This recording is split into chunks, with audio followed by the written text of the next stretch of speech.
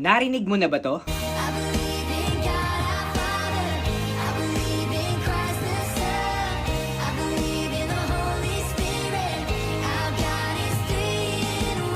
Our God is 3 in 1? What does it mean? Ang sinasabi ng kanta ay tungkol sa Holy Trinity. Trinity is the core beliefs of Christianity. Ano ba ito? Simply, God the Father, the Son, and the Holy Spirit. 3 different persons but as one God. Father is the Creator, siya ang pinagmulan ng lahat ng bagay at nagde-decide ng lahat ng layunin. Nung nagkasala ang tao, kailangan may magbuwis ng buhay bilang kabayaran. Dahil ang kabayaran sa kasalanan ay kamatayan. That's why sa Old Testament, ang mga Hebrews ay nag-offer ng mga perfect animals bilang kabayaran sa kanilang mga kasalanan. But in the New Testament, merong isang nagrepresent ng animal offer. Siya si Jesus Christ. Siya ang nagsilbing animal sacrifice for us. Dahil sa Kanya, tayo ay naiwas sa kamatayan na deserve natin. At para nga tayo ay maligtas, kinakailangan maniwala tayo sa Kanya as response. Pero hindi natin kaya yon sa sarili lang natin na desisyon. Kaya paano tayo